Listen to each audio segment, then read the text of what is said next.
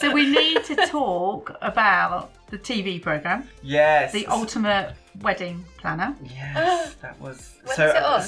so this is so weird. My whole journey is really weird. I've only been doing it for 3 years, but it has been so quick. So how did you? Because this was a big deal. So how did you get scouted for that? I applied for it. I got tagged in it. A friend said, "Oh, you've been talking about you want to go into weddings." Like they just tagged me in a. How long have you been doing weddings from being tagged in it? I had never done them. Talk to us about Rod Stewart. Oh god. Oh, I love Rod Stewart. Right. I've met Rod a few times. Yeah.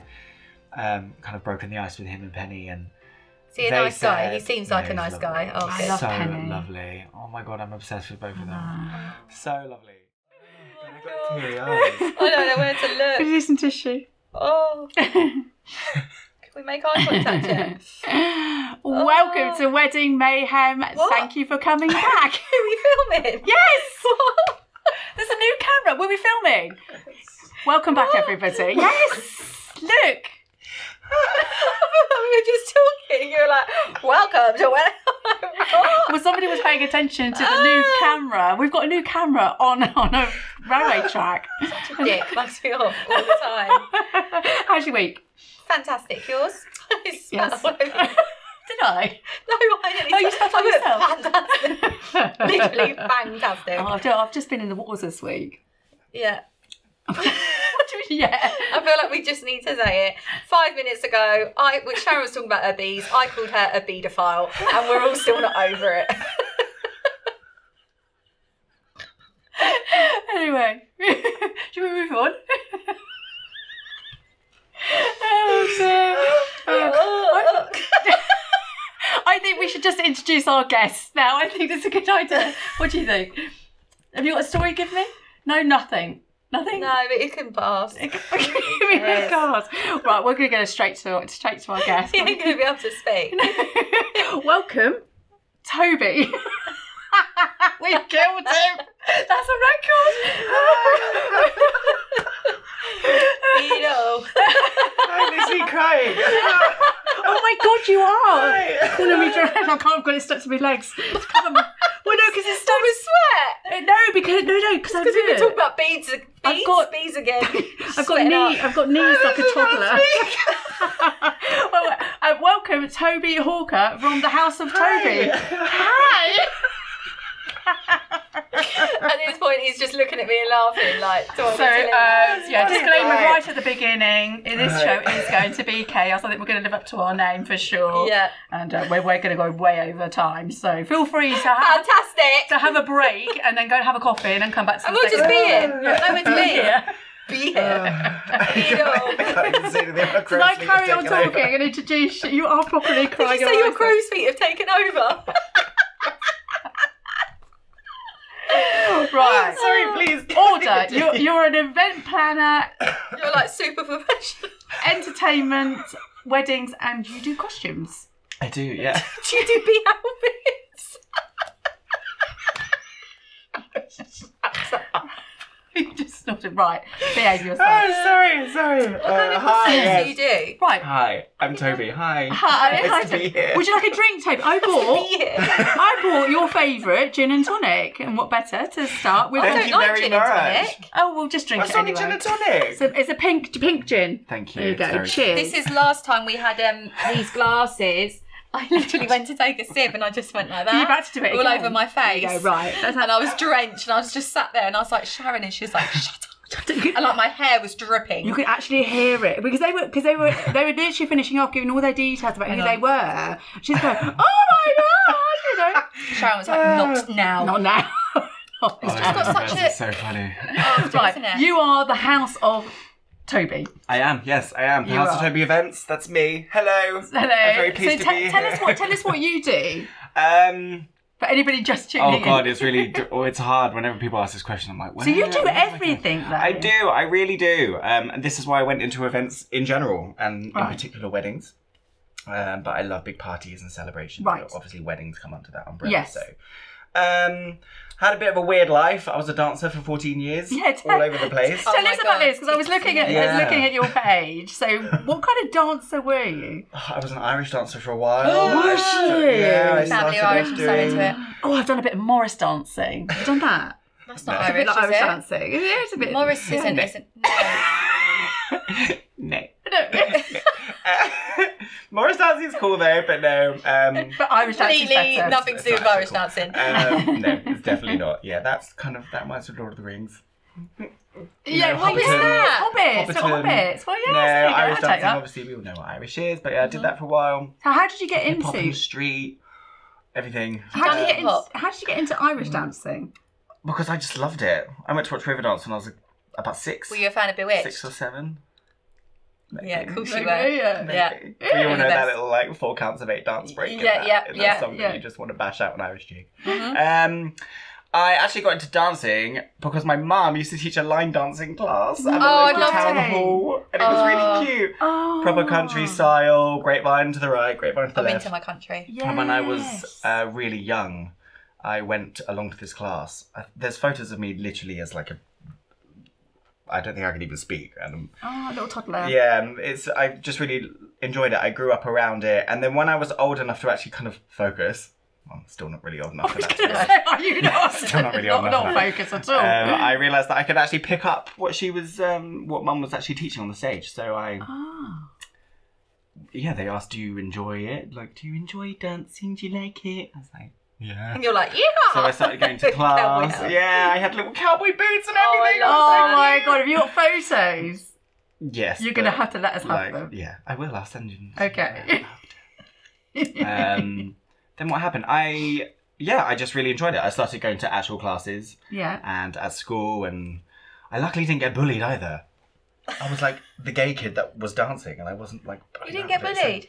No, Oh, that's brilliant. Oh, wow. doesn't make sense, does it? So anyway, I really enjoyed school and college and whatnot, and I was dancing. I was like the little dancing boy, and then Oh, Billy when Elliot.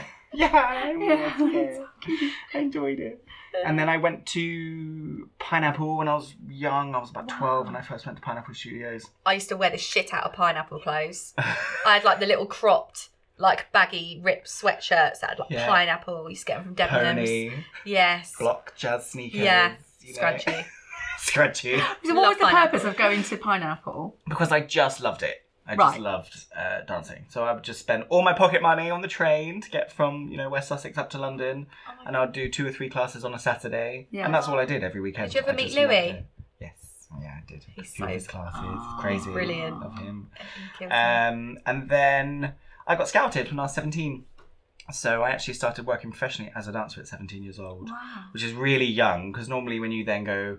You don't normally start training professionally or finish professional vocational college until like 21, 22. Yeah, well, our Kira that works for us on Saturday, she's a dancer and a singer, and she's in drama Yeah. uni. So, yeah, and she said... A normal career would start around 22, 23 years old. Okay. That's Must when have you been good. first start auditioning, so... So how did you get That's so sweet, scouted? thank you. I was at Pineapple, and a Oh, woman wow. was like, actually, we need quite a few boys. I Yeah. was tall as well. I'm 6'1", so Yeah. even back then I was quite tall, so I think that's always helped as a Yeah. male dancer. And then I realised, actually, I'm doing this. Someone's paying me to do this. What the hell? This is Did crazy. you do it dance for anyone cool? I wasn't backing dancing. I wasn't commercial dancer, so I wasn't backing dancing for artists. I was working for companies, so I did some TV and film. I did Warner Brothers. I Cool. worked What for did you do? Disney. What did you do? Disney? Yeah, I was Disney. We're going to lose her now. I was a dancer in the park at Paris, so yeah, I loved it. It was my first international contract. And I did ships for a while. I did some tours. I lived in China, lived in America.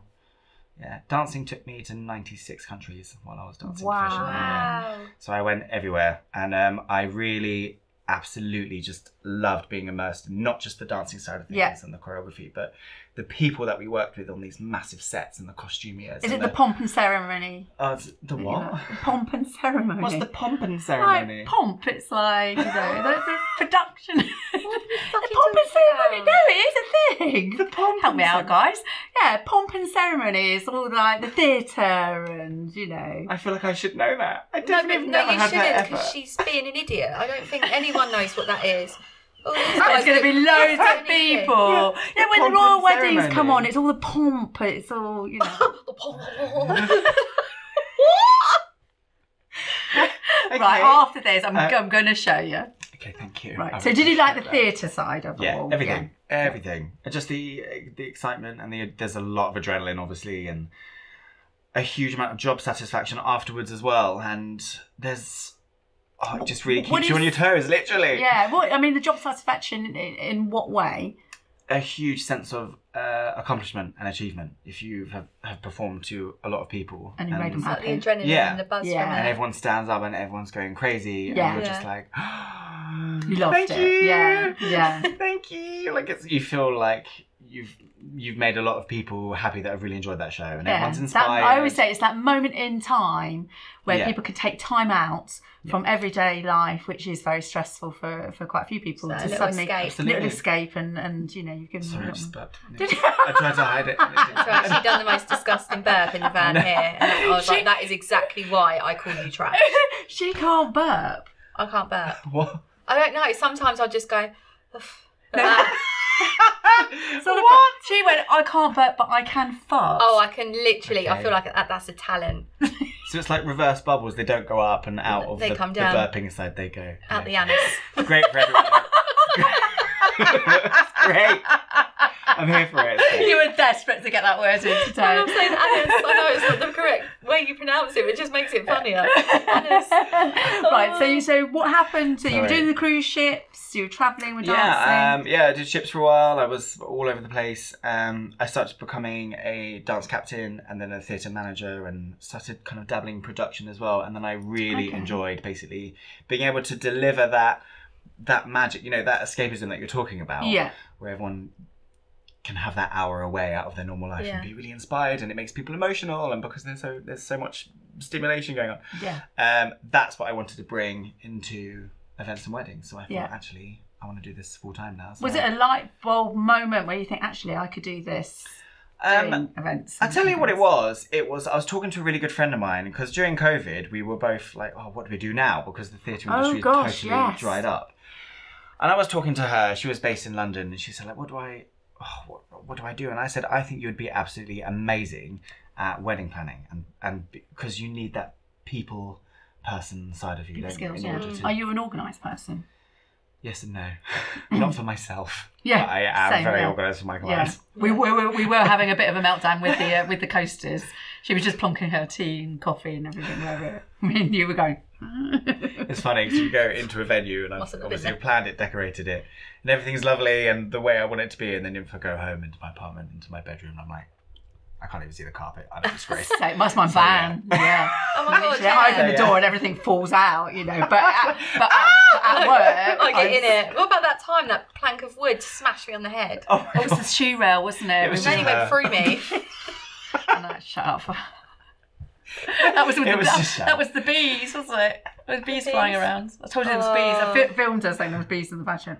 Oh my god! What about the time when you were like, just stand there a minute? I'm just gonna like really speed, and you were just speeding around this industrial estate and then slamming your brakes with all the windows down and all the bees were flying out. Do you remember? She was like, they don't like it when I move, so they'll fly out, and I'm like stood there, and you're like, right, that's 4, and then you were like slamming your brakes on, and another 5's come out, and you're like, I think it's clear, and then I open the door and there's just one on the chair, like. I don't know what it was doing. We were filming, and then it was like they were still there. Anyway, just been groomed. Yeah, so I like. Yeah, so I'm a bit like that, so I can understand that, because you can't be organised all the time. Yes, no, How long have you been doing the wedding? So I've been doing weddings and events now for just over 3 years, but actually, well, that's full time. But how did you start? How did you come? Was it COVID that? Well, the other thing is as well. This is what made sense when I was having this conversation with my friend, because I said, you've got the skills that are required to do events, and not only good events, but like luxury ones as well. And I realised that everything I was saying to her, I've got that experience as well. And it was a light bulb moment. I was like, actually, I want to do this. Yeah. Give me back all my ideas. Why am I giving you therapy? Yeah. I want to do this. You look at her and be like, oh, it's all pitch. She was like, no, I don't think that's really for me. And I was like, well, I'm glad we had this chat, because I realised it definitely is for me. So in between dancing contracts, in between dancing, I would come back to England for like 1 or 2 months. Right. Come and visit parents, and just see everyone here. While I was here, I used to kind of dabble in silver service banquet as well. So I was silver service trained. Silver service, I was. And I love that side of things. I love the insane precision of a table. My mum was a trained silver service trained. It's all right, you start from the outside, work your way in? Yes, and it can get crazy, like really, really specific. And I bloody love it. So I've got that kind of the creative theatrical side, and then the actual military precision side of things as well. So I've combined them both and realised that I can actually do operations management when I'm at the event itself. Yeah. I know how to run a kitchen and a whole huge team. So you're a coordinator and a wedding planner. Yeah. So I've just kind of, my worlds collide. So I get the chance to be really, really creative and actually come up with these concepts that are going to make people really, really happy. And within those concepts, those creative concepts, I do that all myself, and I know everyone because I'm in the theatre world, and I love creating costumes. I love, I was in Paris and Vegas for a bit. I love all of the big feathers and the showgirly scene and just the insane extravagance of it. Do you rather do the big events rather than the small events? I know you could probably do both. I don't think the size matters. Sorry, cue innuendo. But that's her job. It's how fun it is. That's what I care about. So it's how much you can get away with, I think, with a bigger, extravagant wedding. Isn't it? I'm going to message you to help my outfit for a Taylor Swift concert. Okay, deal. Are you in? Oh, yeah, of course you're in. Yeah, I'm going. Yeah. Deal. Love it. Like the crazier the better. So what was your first job? So after COVID, I was in Australia for all of COVID. Yeah. I've got some family over there. Flew back to England when everything was starting to kind of open up. Yeah. Was totally at the beginning of this, I want this new journey of I want to go into this full time. How do I do this? Yeah. I knew a friend of a friend of a friend. And I ended up going for a meeting at a hotel in London called the Andaz on London Liverpool Street. Yes, yeah. Big wedding venue. It's lovely. Tea there. It's lovely. I do like it. So I met this beautiful woman who I absolutely adore. She's become a bit of a mentor to me now, but her name's Hannah Gill. Love you, Hannah. And she met up with me for a coffee just through this friend of a friend. Yeah. And I just wanted to ask her for advice and just say, look, do I need to go to university? Yeah. How do you do? Like, how did you get a professional job for planning these things? And that chat actually turned into a formal interview after about half an hour. And she said, if you don't mind, I'm going to bring our director of sales down and our GM down as well. And they're just going to sit because I think I can see something here. And she saw potential. She did. It's like an X Factor moment. Like, oh my God. I got hired on the spot. And wow. They said it's the first time they've ever done that. So I think I was... Right, going, shit. I was so nervous. When it became an interview, I felt totally unprepared, Yeah. I didn't know what they were going to ask me. I was sick. I was actually sick. What? There and then in front of them? Yeah. Did you excuse yourself? Yeah, we were sat in a cafe and director of sales was going, okay, so when you did this, this and that, how did you do this and how did you accomplish that? And I just went... No way. I was just sitting in my hand and I just ran. Oh my God. And I came back 5 minutes later. So sorry about that. I don't know what happened there. And was that because you were so nervous, or do you think you were unwell? I think I was nervous, but I. Do you think it's because it's something? I don't know what it was. It was something important to you. Yeah, it suddenly became. Your big chance. Yeah, and I was blindsided. I was just like, "What? Hang on, what?" Like I'm meeting these important people. They were directors for Hyatt Hotels UK, so I was like, a bit of an ambush, really. Yeah, it was. It came out of nowhere. Like there was no pre-warning. No, she just said, "Can I bring the higher management down, and we'll see where this goes." But it suddenly, the imposter syndrome kicked in. I don't know. You've been blagging it all the time, and suddenly you can excuse that rather than a 5-star hotel, to be on the events team. Like what? But I feel like that's acceptable if you're running away holding your bum. Yeah, I was that's not. I've done that in the park of Milan. Myself as well. I've done it on my sofa. Thanks, KFC. You nearly killed me. Oh, isn't it when you first joined us, wasn't it? Yeah. Did you shit on the sofa? She did. But it was worse because I was like, I think I'm okay. And my mum was like, my mum said she just saw my trousers go like that. She was like, oh my God. You're not okay. She was like, it's come out. And it was on my sofa. And John came home and he was just like, you shat on the sofa. Doctor had to come out. I literally had blood coming out of me. It was like the lining of my bowel because there was no feces left. So I love where the story my went. organs It's so was coming pleasant. out. Organs were coming out? No. We're not prolapsing. You prolapsed on the couch. What happened? You got prolapsed. Tuck it back in. Honestly, I've never been so unwell. Like a doctor had to come out while I'm laying on my sofa. Oh my god! Pre-shit myself. Not laying in shit like doctor. Aww. So unwell. I've never had a KFC since. All of that because of KFC? Yeah, it was severe salmonella, and it actually got tested, and it was like, I got 100% proof, and they wouldn't do anything. Anyway, back to you, God. Toby. I love that I'm story. okay now. More on prolapse later. Lost so much weight. Got away. Just shit on myself. Skinny. So they hired you on the spot. Yeah, they did, and then I started working for Andaz and Hyatt straight away, or yeah, a couple of weeks later. Oh my god! I joined the team. Didn't have a bloody clue what I was doing. What were you in charge of? Did they give you a particular job to do? Social events and weddings. Right. So I wasn't in charge, but I was an executive. So there was a team of 3 of us. Fine. So I joined to make a team of 3. There was only the 2 of them. So what happens at these meetings? I did find it.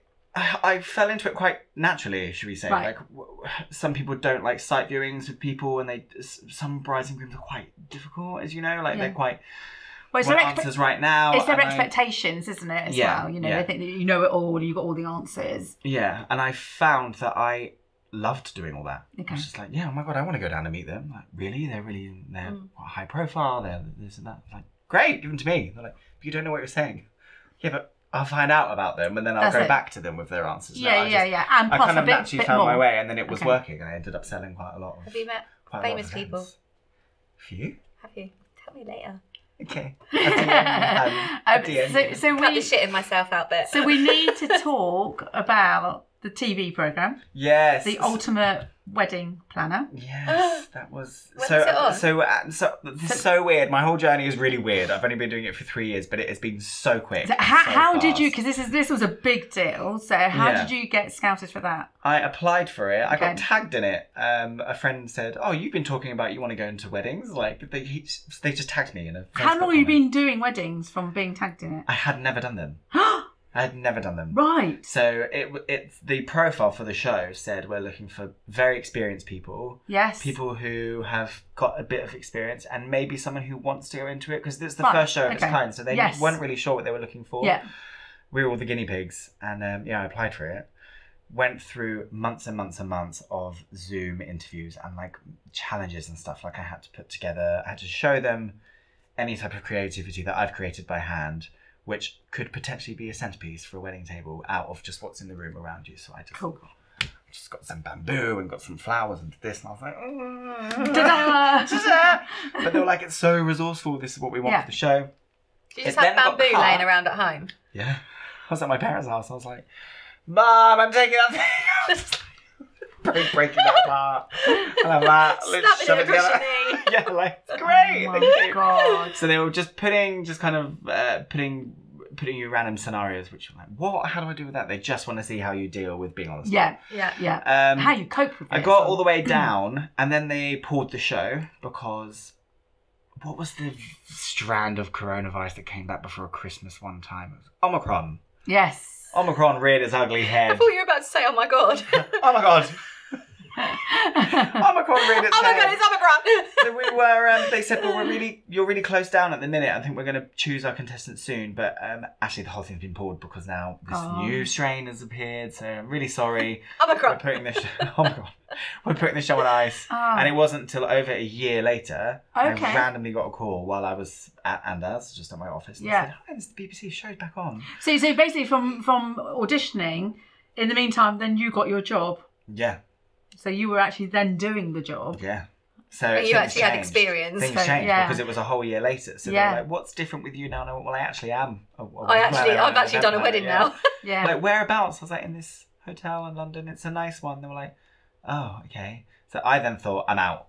Yeah. Because before when they too wanted experienced me, now. Yeah. But then because actually the premise seemed to be that they were wanting people that were a little bit. It was the different backgrounds. That's what they wanted. So I was the theatrical one. Yeah. And then they had someone who was a celebrant, someone who was a florist. And they wanted different people, and they wanted all the contestants to be challenged in all the departments and just see what type of person was, could deal suitable with it. For it, yeah. So, I was only at the Andaz for about 8 months before I got the call from BBC. I only had 8 months experience before I went on this show. I was fucking hideous. Oh my God. Sorry. You can say what you want. It's an adult show. Yeah. Oh God, it was so stressful. It was hideous. So how long were you doing the show for? How long? The show was being filmed for about 5 to 6 months from. Oh Jesus, that's like a really long show. Yeah, we filmed 6 weddings. So was it one a week or? No, they were real weddings. Yeah. So we had to kind of deal with when their date was. Right. Okay. So these are people that applied for the show. Had already started. I'm sorry. It's the gin is you asked me for gin and tonic. So they already had their wedding planned. Yeah, they had the venue booked. So had they paid for their wedding and then they wanted somebody else to come in? So we came along with a £10,000 budget. So you all had $10,000 to spend on one wedding? All of the contestants together. So there was 2 teams. There was the design team that did all the aesthetics and the experience. Yes. They did everything else. And what the guests smell and. So $10,000 to do 6 weddings. No, for each wedding. For each wedding, okay. Yeah, so the design team got £5,000. It was a wedding. It was a wedding boost. Yes. To their wedding. Yeah. Okay. We were. Do you know Sarah Davies? I loved her. She was one of our judges. I'm obsessed with her. Yes. Yeah. And really the way she put it. They've got the cake, you're just putting the cherry on top. So, okay. She doesn't speak like she's that. She's going to love that accent. Love you, Sarah. Very uncanny. It's like she's in the room. It's like she's here. So we would, they had the foundations of the wedding, and then we came along with $5,000 for decoration and $5,000 for experience, and then we would supersize it. Supersize it, yeah. What can you supersize with $5,000 of decoration? I mean, Jesus. It was because obviously then the couple say this is what I want. And you've got to try and get that out of that budget. Yeah. And you're all in competition with each other. Yeah. So does that budget get split? I mean, I watched the one with the cinema one, and where she blown the budget on the blooming cinema. Yeah, and you were like, you had your breakdown moment. Who was a cinema at a wedding? It was a film. The venue was a cinema. Was an old vintage cinema. Where was it? Brighton. It was Brighton. The Dome. Yeah, the Dome. Yeah, it was lovely, yeah. Well, really cool venue, actually. No, her dad had died 3 weeks before. Oh, now I feel like a prick. So it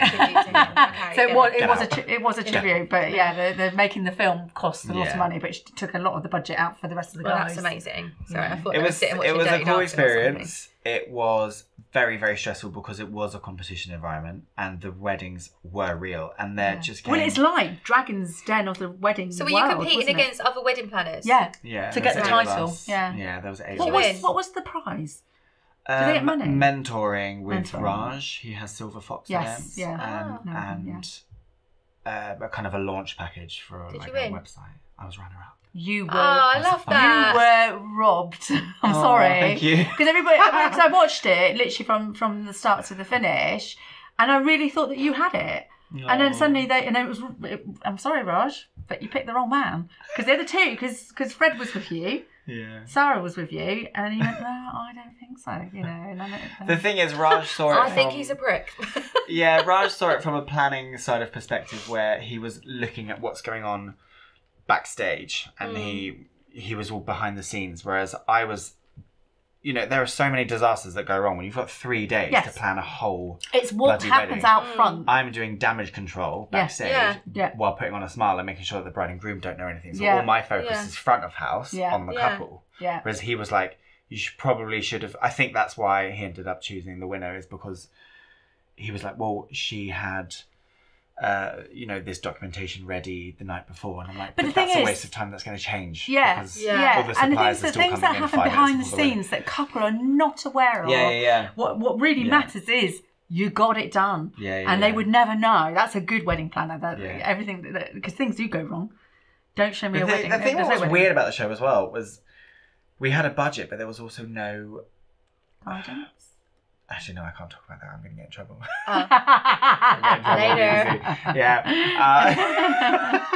Contacts. Oh, okay. Where was the line with that? Yeah, fine. Okay. So were you able to source out friends and stuff like that? Yeah, we were. Because I think, if episode 5 was the final, it was the semi-final. yours. It was episode 6. That's the final. Yeah, it was the Bridgerton themey one. Yeah. Oh my god! Yeah, so I got in a whole load of dances. I got 35 dances the day before. Yeah. Taught them a routine. They all did like the Bridgerton dance on the lawn. Ball in the garden. No way. Did you practice in a bedroom or something? Yeah. You were all cramped in a bedroom. Yeah. I'd love to know whose bedroom it was. It's fun. Well, not blag it. As long as you're confident enough to be able to pull it off. Yes. And know that it won't be a disaster, then do it. It doesn't matter if it's just been decided that morning or that day. Yeah. You know, Raj was convinced it was going to be a disaster. And I'm like, but this is not your field of expertise. This is my field of expertise for 14 years. And do you think that's really important? I can put a routine together. Don't tell me how to dance. If you give me an hour or 2 hours upstairs, and the dancers that I knew which were going to come in, I knew that they would absorb it quickly. They were really, really great. All of the students were amazing. And I knew that I could do it. So I was like, well, the planner side for him was going crazy because he's like, oh my God, it hasn't been planned. Yeah, you're right, it hasn't been planned. We've had 3 days to plan everything. Yeah. Today. And that's it, you had 3 days to plan this. And now that actually that's going to be out here rather than there, now things have changed. Yeah. So this is me showing you that I can be an ultimate wedding planner by being able to be brave enough to adapt to things like in the moment. It's never safe. And improve the day. Yeah. Whereas I think he wanted... Precision. No, it needs to be what's been planned. This is the ultimate wedding planner. Whereas I was like, well, I have planned this, but I've actually just elevated it. We don't plan, do we? So screw you! Love you, Raj. But I think if you plan things too much of a structure and it goes wrong, you can't cope. And so we tried. It doesn't work for us, does it? No, not in here. No. The thing was as well with that show is it wasn't realistic. Like what wedding is planned with 3 days? It was not realistic. I have done a 3-hour wedding. What? I know, from start to finish on a New Year's Eve. What? Amazing. Yeah. How many people? It was a proper wedding. Oh, fuck. It was a proper wedding, it was. Yeah, literally that. It was New Year's Eve and cried all the way home, but we got it done. Wow. You know, from choosing the dress to tailoring the dress. And we actually bespoke it as well. Bespoke it? Oh, for God's sake. Did you bespoke it? You can stop laughing. But yeah, because the non-fussy bride then became very fussy without her realising that she wanted a bit of fuss, and we did bridesmaids and it was a church wedding and but we got it done. Crazy. But everybody was like, right, totally out of my comfort zone. Let's just go on. I love stuff like that. I can't. I plan. I have to plan. Yeah. Because I've run a business and I have staff, but. Behind the scenes, the most unplanned thing. Don't try and arrange a date with me because I'd rather do it on the day. See where I am on the day. I am the same. Yeah. Rather do it on the day. Yeah, ring me on the day. Go, right, do you want to come out? Yeah. So when this from you filming this to it being aired, what was the timeline? There was a year, just under a year of difference. So you had to wait. So did you have to? So I left the show. Too? Yeah, we did have to keep it quiet. Pain in the ass. Awful. Pain in the ass. Yeah. So annoying. When we did Don't Tell the Bride when it first came, we couldn't talk about it, and it was ages. But my sister, when she went on her show, she couldn't. It was going on for the auditions were over a year, and then she couldn't say. She couldn't say the outcome. Oh, it's so frustrating. But the thing was, we were teased quite a few times with an airing date. Right. Okay. Oh, it's been pushed back. They always do it. You can announce it next week. Oh, actually, no, you can't announce it next week. Now it's going to be 3 months later, and then it was 5 months later. Mm-hmm. Yeah. It was like, oh God, it's been it's crazy. And so during that time of it waiting to be aired, I started House of Toby. Yeah. Because one thing that came out of that show, which I loved, is the judges were all amazing, and the contestants were. Who's your favourite? Oh, it's hard. They all helped in different ways. Yeah. I love Raj, and I've worked with Raj a few times now. Right. Good. Sarah, I adore. Yeah. Fred was harder to see. Fred because he was also filming the Gordon Ramsay and Gino show at the same time. Oh yeah. So he was dipping in and dipping out. It was literally okay, cut. Thank you everyone, and he would get in a car and fly to Mexico. Oh bless him. Sometimes just for one day, and then come back again. So we would never really see him behind the scenes. Yeah. So. But it was really cool because we had Sarah's party. We did Sarah's party, 40th birthday party, a few months ago. Oh, cool. So she had a few of the contestants were asked to come and. Oh, that's good. That's That nice. looked wild, that party. But that was really nice because that was the first time we've been together, and then the judges have been together outside of the competition environment. So it's really nice to actually have a drink and just be like, oh my God, I'm so glad it's over now. Oh. So it was lovely. Yeah. So tell us about the House of Toby. The House of Toby. So I started in entertainment when I first moved to London, 2021. Yeah. I had an entertainment agency, and I started. When I went into event and wedding planning full time, I didn't want two businesses. I didn't want an entertainment agency and an events company because ultimately, when it comes to events and weddings, my focus is the creativity and I do like a heavy focus on entertainment. So I thought, well, they're kind of doing the same thing. You don't want to let one go. Yeah, but they are doing the same thing. So I thought I wanted to still do what I'm doing here, but under one brand. Yeah. So I came up with the name, the House of Toby. So that's really cool. Now I do full event and wedding planning. Okay. Partial planning as well, which I actually prefer because I like it. What is partial planning?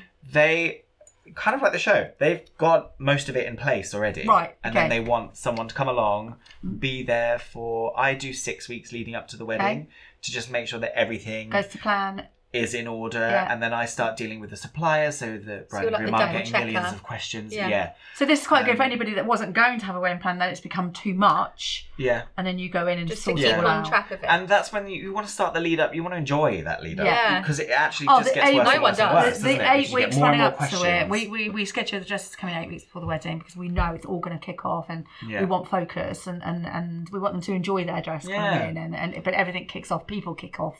Yeah. They start stressing out and it's like, shouldn't.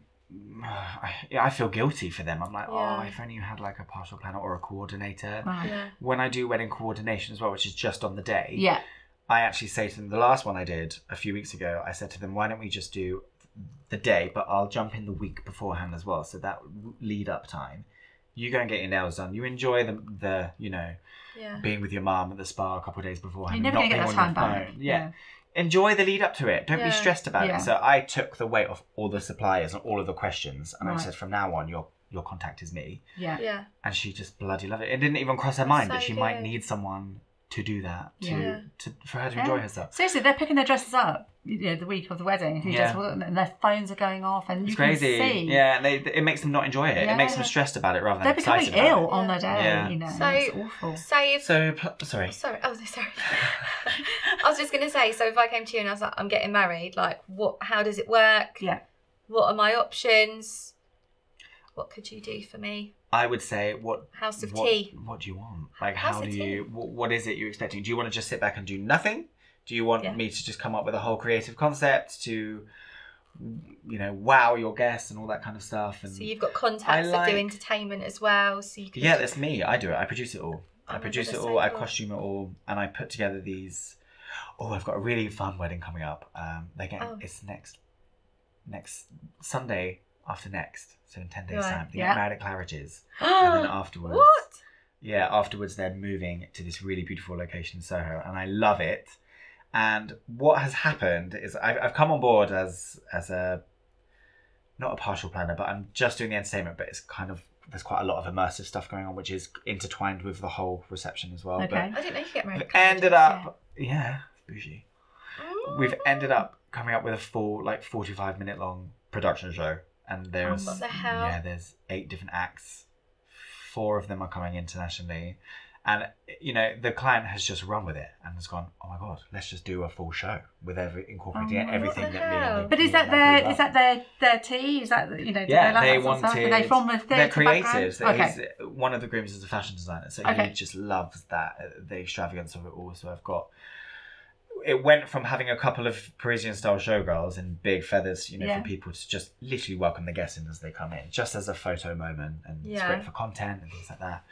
It's gone from that to now doing a full show. Oh my God. With lots of artists. So is this really no cool. money, they've got... Well, I say to them, I think it would be cool in this venue, and you've got to consider the space as well, because some artists can't, as amazing as they may be, they're not allowed to, because the hotels weren't allowed to do it. Yeah, absolutely. Yeah. So I've said, these are the options that I think will work well. You pick, now at this end, these artists here, it's getting expensive now. Yeah. But it's up to you. I don't know what your budget is. Is it more difficult to have two locations? The logistics of getting them from A to B. Fucking hell. I think it depends where the locations are. If they're close, it's not really an issue. It's London as well. So the wedding I did last week, we had a double-decker bus, and it was really easy. I was worried about it because I thought, how is this bus? Going to lose people. It was in Chelsea, small little roads. I was like, how is this double-decker bus going to park up outside this old town hall? It's not. There isn't lay-bys and stuff like that. No. What the hell's going to happen? I went there the week before. It was a case of them having to pull over for 5 minutes and literally just get the guests in, but it had to be well organised. So the poor bus driver was going round in circles, and I had to just give him the wave and be like, they're coming out now. We're just about to throw confetti. Park up. Yeah. Had to just get in and go. Yeah. Obviously, the other alternative was find a car park, and it was ages away. So it was fine. It was fine. Getting from A to B is fine. It's fine. Talk to us about Rod Stewart. Oh, God. Oh, I love Rod Stewart. I started an event. Grew up on Rod Stewart. Rod Stewart. You saw that on my Instagram. I did, yes. I did an event called the House of Toby Live. Oh, sorry, House of Toby. I do my own events as well. I do my ticketed events. Yeah. So that's just passion projects for me. Come to one? Please, I will invite you. You're inviting yourself to an event. You don't even know what they are because it's not explained what they are. Shit what they are. You have to go in naked. I'm buying Toby. Okay. Thanks, baby. So talk to us about your event. So I did a concept called House of Toby Live, and I got in two very good friends of mine who were singers. One of them has been a best friend of mine for about 12 years. We worked together on a ship years ago. And this girl, I swear to God, has the best voice I've ever heard. Like, than any other star I've ever seen in a stadium. She just makes people cry, and she's so unbelievably talented with how she sings.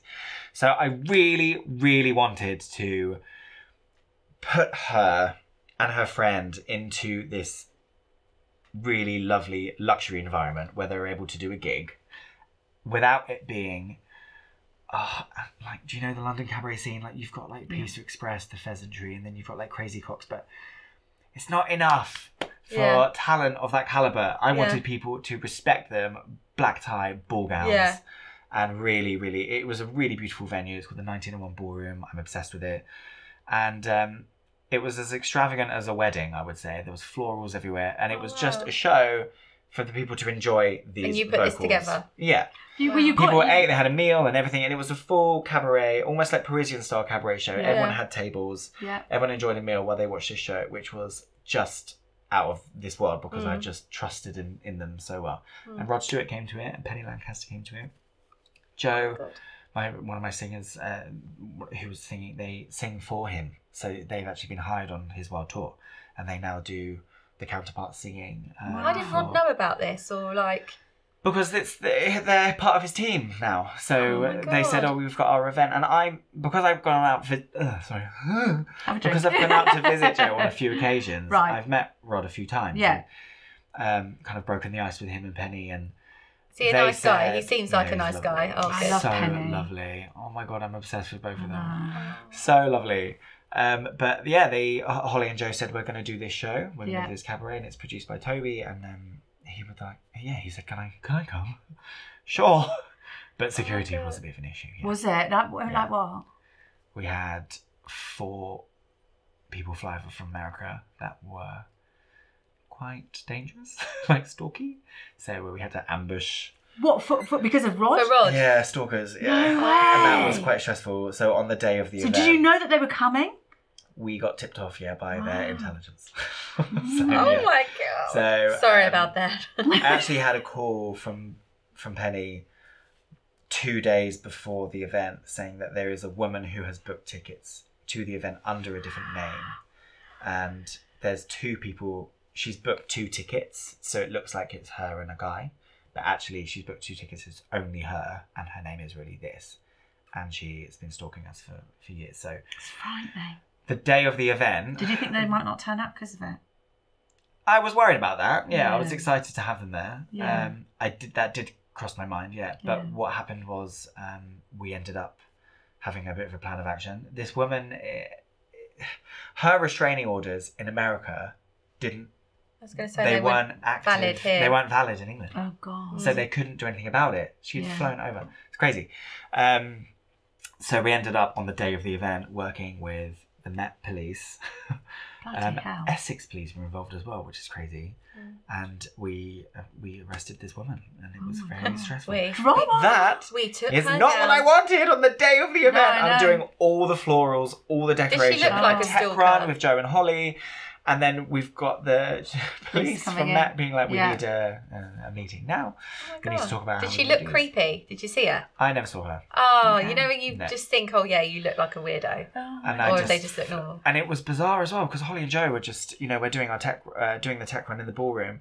And then a guy comes in, acting as a tourist, and he's like, "Oh, hey, yeah, sorry, I'm just looking around. Is it him? Want to have a look? I'm just having a little look around. I hope you don't mind." And I'm like, "Yeah, okay. Congeniality. Are you a hotel guest?" He's like, "Yeah, I'm just having a little look." And then Joe and Holly are like, "Don't engage. Just don't engage," because he's like he's a weird one. He comes to every single show. And he follows the cars around and goes to the hotels and stuff like that. It's getting a bit like... Bit too much. But he'd come over from California. It was crazy. But it all went well. And it was amazing. And he sang. He didn't sing. He got up on stage and he welcomed the show. And he did a big announcement. And he really, really got the crowd going. And we were up there together. And I was just so grateful for him. But I tell you what's so amazing, he worships these girls. They are so talented and they deserve every ounce of it. I love that. And he was so proud of them. And it wasn't about him at all. People trying to get photos and what. I'm like, guys, can you leave? My guests delay. It's about Joe and Holly. You've done in fact, you can't talk to us about this wedding. You've done a wedding in Lake Como. That's a bit of a secret. Is it a wedding or is it an event?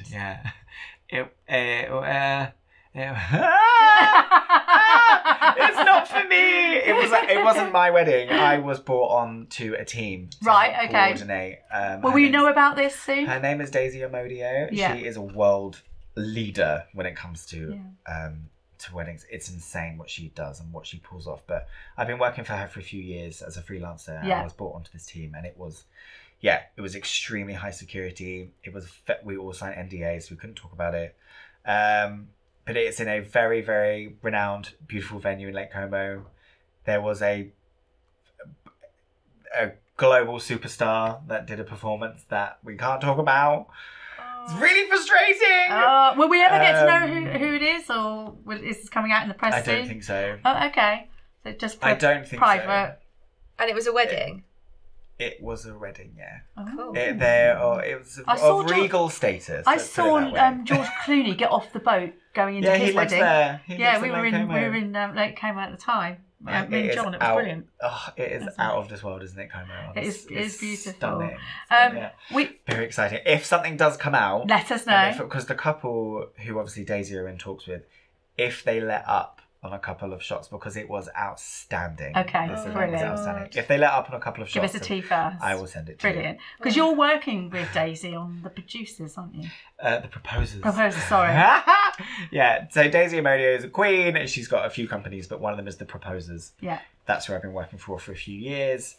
We've built our connection now, and I love her. But she can trust you as well. That's important, she does, and we've got a really intimate team that there's only a few of us really that she calls upon to do these very high end, very extravagant, and very creative proposals. And there's a show coming out on Channel 4. Very exciting. Watch this space. That's we have a game to play. Currently, somebody's shouting at me. I love games. Where's the game? I don't know, because they've all walked over to that side of there and we're waiting for it to come on. Bring forth the game. That's it. I'm having gin. You're having gin. Before the game comes on, we need to ask you top tips for budget weddings. Oh, budget weddings. Keep it simple. Right, I would just say, something does annoy me, but brides and grooms, they're not resourceful at all. They just go, oh, I'm going to have to hire in someone to do that. Just do it yourself, it's easy. Okay. We're talking about stationery. Fine. Okay. Like, if at the end of the day, if you're not bothered about a specific font and this, and you want it to look beautiful, buy some really nice card. Yeah.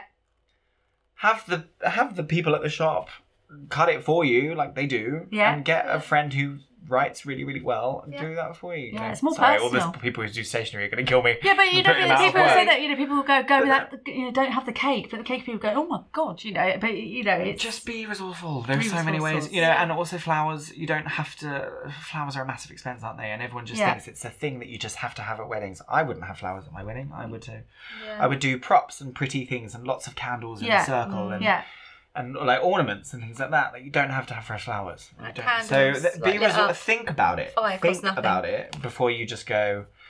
Right. Well, that's what a wedding should have. Yeah. That. Therefore, I'm just gonna pay loads of money for loads of suppliers to just do it for me. Be resourceful. Entrance into a reception. What about it? What would you do? Give us some ideas. What A for, really good for song. me or for a client's wedding? Oh, entrance into reception. I mean, I would go full out with feeling with a whole load of artists. I would get like people, live musicians.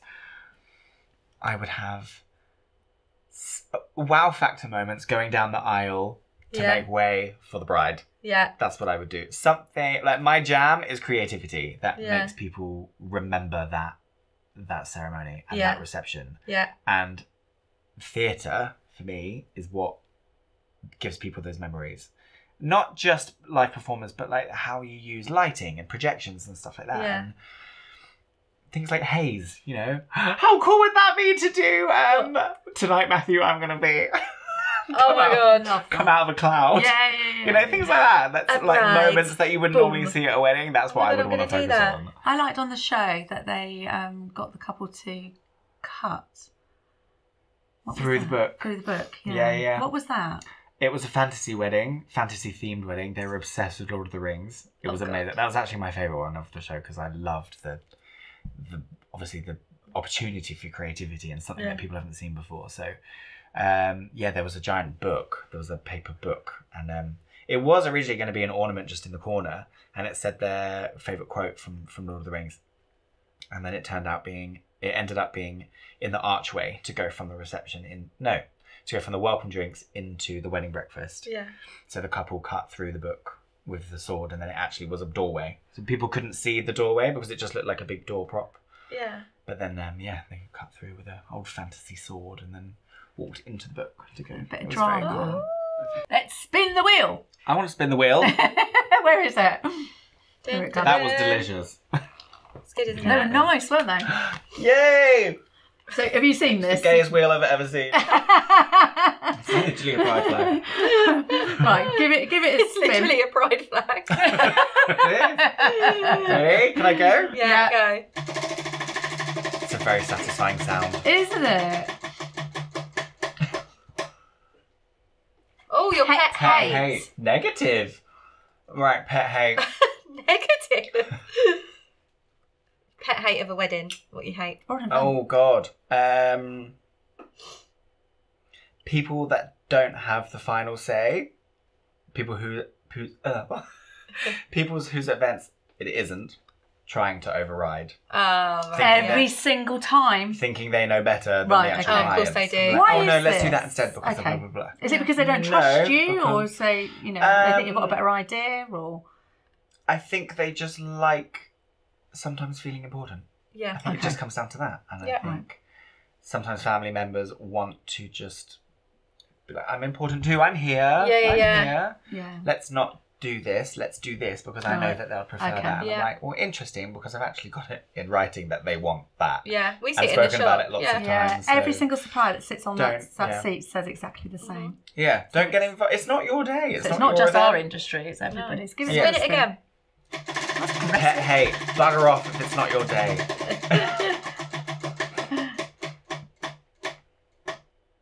Gossip. Oh, what? I feel like you've given us gossip. No, I want more. I feel You've like got I've more given gossip. Spin it again. Oh, You've gossip. given us all the She's tea. bossy. Now I can't even think.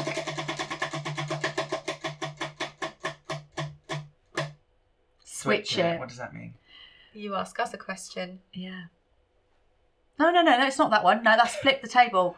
Switch it. Switch If you weren't a dancer, MC, give me all your things. All done. If you weren't doing what you're doing now, what would you do if you weren't doing this? Complete career change. Oh, goodness me. You'd be like a global superstar. Just, top model. Yeah. Brilliant person. Just, Well, that's you already. Just a good all-round person. Switch it. What would I do? Oh, God, I really don't know. Oh, I'm sorry, I'm being really slow at this. Would probably... I don't know what to say. You've blindsided me. It's not fair. Don't be sick in your hand. What do I like? What makes me happy? Talk show host. You're really good at that. You'd be fantastic. I would do that. Brilliant. Because I love it. Okay. I enjoyed the media journey with BBC. Perfect. Oh, he's going again. Sorry. I love it. It's a bright flag. I'm drawn to it like a moth to the flame. Oh, would you rather? Would you rather? Oh, I think that's the same question. Yeah, you just had. spin it right. again. No. I'll tell you what you do. Questions. Right. So, you asked me. I'm joking. Put that down. I'm joking. You asked me earlier what these were. So we get questions from the audience. People email in, they DM us, and we've got a box in our boutique and at events, and they write down a little card, and then we read them out. Okay. So take the first one and read what's on it. So there can be funny stories, asking for top tips, and do's and don'ts. Am I answering this or are you answering Well, this? we can all answer it. You can read it. Me and the groom have been having an affair. You're lying. Do I confess at the wedding or tell her I don't love her before the wedding? No, you're joking. Me and the groom have been having an affair. Do I confess No, at the he's wedding? right, look. Drama follows me. Or tell her I don't like her. I don't like her. Yeah, I hope this isn't someone that's been in our shop. I have no idea. Dress shopping with the bride. Can you imagine? So basically, Do I tell her I don't? So basically, love her. she's friends. She's friends with. Yeah, or tell her, and it says in brackets, I don't like her, so she don't care. Oh, what's your advice? Sounds like a lovely person. What the fuck? Well, firstly, definitely do not get married. Do not get married. Who are you? Literally everyone getting married at the minute, check your men, because someone's you are guaranteed a messy ass this we are literally getting these from everywhere, so we have no idea where Oh my god, the drama. Gosh. Do I confess at the wedding? Yes, because you are confess at the wedding. Now. At the wedding. Yeah, do I confess at the wedding? At the wedding. No, you tell her now. You tell her No. now. You tell him to tell her. Oh, that's what I think of that. Oh god, that's gross. Do not get married. Okay? Right, do the next one. I have no idea what that is. Trashy. You pick one from randomly out. Mum rang the shop and changed my dress without me knowing. What were we just talking about? Thank you. I had no idea until it arrived. The shop would not change it, so I had no moves. What? I had no moves. She paid for it, so I ended up wearing it. Had no money, she paid for it? Oh yeah, money. Is it right? I don't love her. She had no moves. So I had no money, she paid for it, so I wore it. That's why we only speak to the bride. Yes, that's what I was just saying. We'll only ever... And it's our top tip is basically not to, we will only speak to a third party if we've got permission from the bride. Yes. But be careful. But be careful about giving your permission out at the beginning, because they will take over. We've had it. I obviously don't know the circumstances of the shop. No, I totally know what you mean. I don't know what the circumstances of the shop, but why they wouldn't. We change our dresses. If there's a pregnancy involved, we will swap it. We've got depending on obviously the dress and circumstances and stuff like that. But don't give your permission out. Speak to other people. Listen to my one. My maid of honour stuck her fingers together while sticking her nails on. So my dad had to help me put my dress on. So there's a bride just walking down the aisle. I mean, that's like, But if you're behind the scenes putting things together, I mean, super glue and duct tape, is an event planner's friend, isn't it? This involves a peacock. I love a cable tie. I love a cable tie. I love a cable tie. I have cable ties. And cable ties. Yeah. Can fix anything. What? Do you wear a bag on the day? A wedding dress? Yes. Yeah. Got my own one Is for this everybody you? I do. It's not all about you. But as an event planner on the day, what is your dress code? What have you got on you that's an essential piece of your kit? So dress code or kit? Both. Dress code. I will wear. Depends what season it is. I loved your drummer jacket. Do you drummer jacket? Yeah. I don't have him down as a drummer kind of guy. In the finale. I don't know what you're talking about. It was like a military jacket. Oh yes, sorry. Yes. Did you say that's a drummer jacket, or is it just her being a twin? Yeah, military drummer jacket. Yeah, it was proper. It was giving Jean Valjean ladies. Yeah. Your tails were flying all over the place. Well, it was like oldy, Bridgerton-y vibes. It was all, It was brilliant. It was brilliant. I do love stuff like that, to be fair. Yeah. But I always have loads of plasters, obviously. Yeah. Just basically everything for the bride. Right, okay. The groom could, whatever it is, you can fix it, it's fine. Some pins, and all Sewing that. Kit. Sewing kit. Yeah. The sewing the bride into the dress brought back memories to me. I've sewn a bride into a dress. Mum ripped the zip off. Mum. See, people getting involved. It was. How about this one? My cousin, who was the groom, put a blue peacock feather from the top table in his shirt and sweated so much whilst dancing that he turned his whole shirt blue.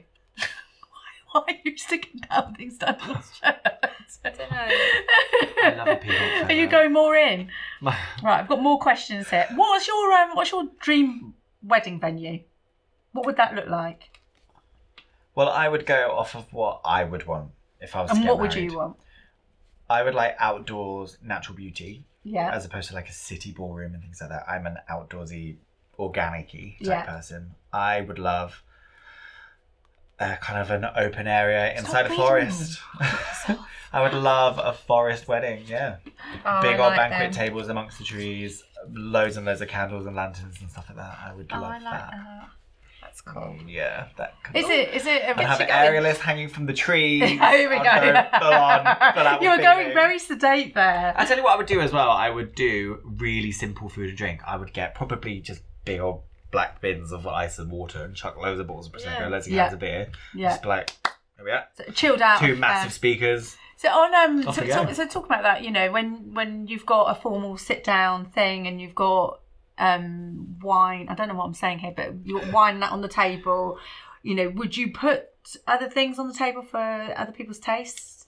Because not everybody drinks wine. I'm sorry. You have burped again. Sorry. It's because that's what he thinks of that. The wine don't come. Would I put other drinks? What's your suggestion? It depends on the venue. It depends on the style of the wedding. If they want old classic and manners, which is what I wouldn't do. I would bin liners of beer. I would do wine service. I wouldn't even put bottles of wine on the table. I would do waiter-served wine service. Yeah. Perfect. Okay. And that keeps the clutter off the table, I suppose, doesn't it? Yeah, absolutely. And it's just a bit nicer, isn't it, to be served it? Stops Auntie Jean getting from so pissed. And then also, I tell you what wine service does. It helps the waiters kind of divvy it out a bit more evenly as opposed to drunken Auntie Mildred being like, I'll have that bottle. That's it. Yeah. Fuck you all. Hold the glass. No, everyone gets a little bit. And also that gets to smash so quickly, absolutely. And it brings a bit of etiquette into the room. I do like it in a party though. If I'm doing like a Christmas party, right, they're there to celebrate. I do make centerpieces out of the drinks that they've made. So I'll have like a kind of a bit of a different levels and platforms, like 3 bottles of Prosecco there, a crushed ice basket there, and cover it in fairy lights and make like a centerpiece out of all the drinks that they've ordered. So it looks really impressive and it looks really appealing. Oh my God, so everyone comes in and sees all these glowing towers of booze and go, oh my God, this is the best party ever. And then it's setting the vibe straight away, isn't it? Yeah. It looks impressive and it looks like, wow, just have all that. And that's not expensive to do. Makes you feel spoiled, doesn't it? Because you've got all of that for the table. Yeah. So I love Christmas parties. Yeah, centerpieces out of bottles, different levels. Have you mastered your champagne tower? You made me cry. By the way, what do you mean? When it didn't work. It did work. Everyone always says this. Oh my God, I was furious at Toby, you were there, so I filled it up with glasses.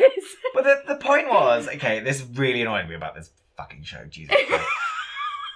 Like they would twist things, and that champagne tower was literally nothing. It was meant to be a nothing thing. Really? It was nothing, and they made it out like, oh, I'm going to do this big statement thing. I was like, why are we making this a big song and a dance? Like it's just a prettier way to stack the glasses. Right. Okay. All of this going on down the end of the garden. Champagne towers are back now, aren't they? I'd be like, I'll just quickly do this quickly, and it makes a nice photo. Yeah. And then we've got this huge tripod coming in down the back of the garden. We're going to throw loads of tea lights down the river, and there was so much more that I was focusing on that never got aired. Yeah.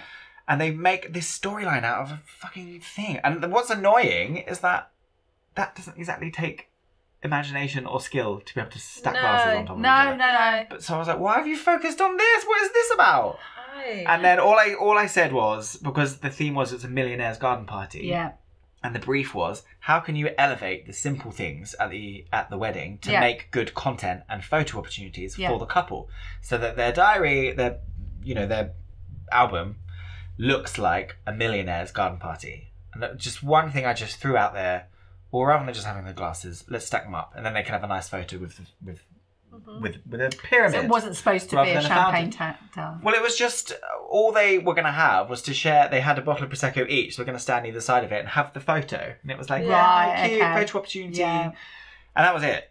And then they were just going to pour it in. They were going to pour the first glass, and then the waiters and waitresses came, and then they filled it all up, and then they took it apart and then handed it out, and that was as simple as that. Right. And I was smelling a rat as soon as, when we were actually filming it, there were so many cameras like around this champagne tower, and I was like, can you go and look at the good stuff that's going on? Like, why are you focusing on that? Yeah. And then, when we were back in the studio, the champagne tower did really well. I was like, what did you expect it to do? Did you just spin around, do a show around the garden? You just stack glasses and that's it. Was there a lot of sabotaging going on between the contestants? No, I wouldn't say there was active sabotage. Like, there wasn't anyone you work saying... together. Yeah, you had to work together, because even though there probably were a couple of contestants that would have happily sabotaged each other, they couldn't. Oh, I suppose, because it was a real wedding. Yeah. If it just meant, I'm gonna screw up the chair order, which did happen at one point. There weren't enough chairs for a ceremony. It wasn't noticed until the evening before. Rather than, I could have done this. I could have just let the planner sink and thought, actually, no, let's just, that's her problem that she's meant to sort out. Yeah, it's teamwork. And I think on the day that's important. It's not, the planner would have got in massive shit for that and probably would have gone home. But the wedding couple would have not had chairs. So obviously, we're all nice people. We want the wedding to be great. Yeah. So the show, the strategy and all that kind of stuff was just all the way down there. It wasn't. We didn't have time to think about stuff like that or be nasty like that. And none of us were like that anyway. But are you still in touch with them? Yeah, I still am. Yeah, I saw Bernie a couple of days ago. I love her. Bernie, I see her a lot. She was my favourite. She's so sweet. You, of course. Thanks, Delly. What are your top tips for elevating a wedding? Hiring the House of Toby. Of course. Elevating a wedding. Oh God, I don't even know where to begin with that, because we're talking decoration, food and drink. Like, I would think of. Sorry, I'm not speaking well at all. Creativity is what I think elevates a wedding, so that people have moments of, oh wow, I've never seen that before. That's what people different. Like. Yeah. To have moments, because we are seeing the same thing again and again and again. Yeah, it drives me nuts. And one of the reasons for us doing this is so people can see, not recruit their suppliers from the same wedding that they've just come from, because they're going to end up with the same carbon copy wedding. Yeah. So think outside the box and copy paste. Yeah. I think if you're going to elevate your wedding to what you personally want, then be strong and go with what it is that you actually imagine, and not what you think society or your mum or dad tells you what a wedding should be like. You have to be strong and go, actually, I did want a horse to bring me down the aisle. But my mum said that was ridiculous. It is ridiculous, but it's what you wanted. Do it. Yeah. Be weird. Do it. You know, like, what venue did you want? Oh, I thought that one, but it's a bit dark and So, do you like it? Just be brave and have what you want. We're all full of self-doubt, aren't we? We have these ideas. Yeah, and people panic more about what the guests are thinking as opposed to what they actually want. So, I think do what you want and be true to yourself. That's what I would say to elevate your wedding, because you end up on the day like, yay, this is actually what I dreamt of. Yeah, exactly. You'd enjoy it afterwards. Rather than just being kind of sandbagged around, by your parents and by influencers. People pleasing other people. Yeah, absolutely. Yeah. I'm doing what I want to do. Yeah, we're really careful in the shop, because we see it where, they're saying yes to a dress that... Oh, actually, but look at that bit there. look at this bit there. I know. Shut up. They've just said that they love it and they feel really happy. The amount of times that girls have said yes to the dress in the changing room and come out and people go, oh, I don't like that one. Like, I thought that too, and our hearts sink, Or they've bought a dress somewhere else because their mum and everyone loved it and they're like, I hate it, so they come to us on their own. Oh, it's so bad. I'm like, be strong. Be strong. Elevate your wedding by going with what you actually want to do. So where can we find House of Toby? Me. The House of Toby. The House of Toby. What did I Thank say? you. House of Toby. Sorry, There's she's eating cakes, that's why. Look at me. She's at the gym.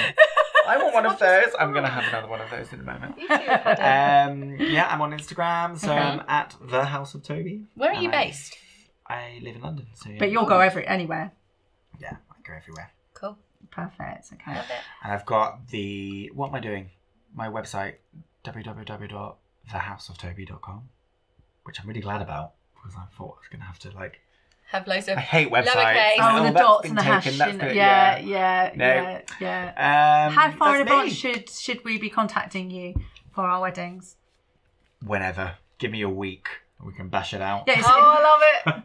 Give me a week. Wait. Because I said bash it out.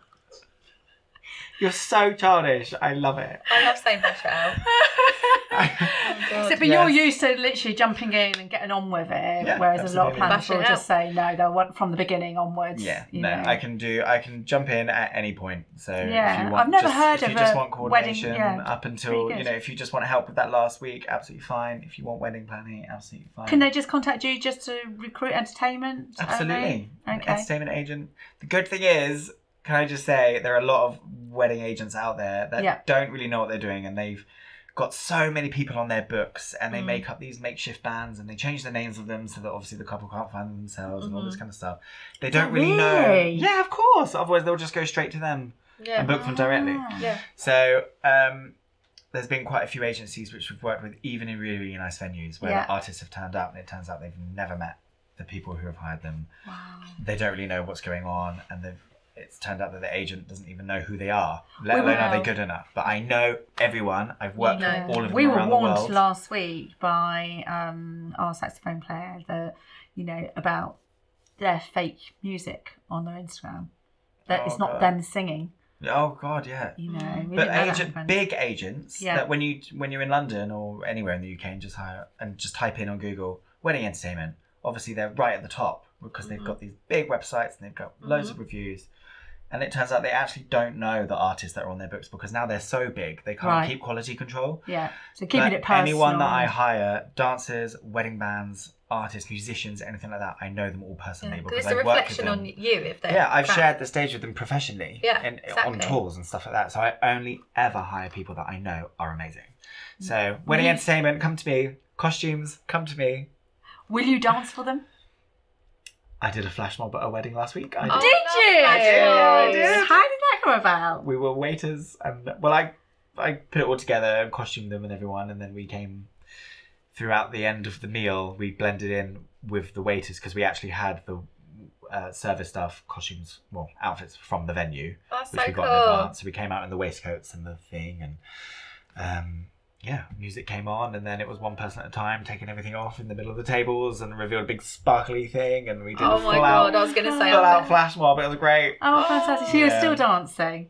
Sometimes, yes. Sometimes. Yeah. I get FOMO if I'm hiring a load of dancers and I'm choreographing it. I'm like, I'll just be in this. I miss this. You're like in the background, I'll just be in this. Yeah. Perfect. Which camera, boss? I'm going to say goodbye now. Could you ask everybody to subscribe to the channel for us? What's the Where am I? Yes. Yeah, Wedding Mayhem. Yeah. No. Is there not a website? What's the... Oh no, just YouTube and our Instagram. It's Wedding Mayhem. Subscribe to Wedding Mayhem now, otherwise I'll hunt you down. On that note, thank you for everybody for subscribing, viewing, all your messages, everything. We are literally a couple of thousand off from getting our first million, which hopefully should happen tomorrow. So we're very excited. Congratulations! He's just sat there like. We'll see you all next week. Bye for now. Bye.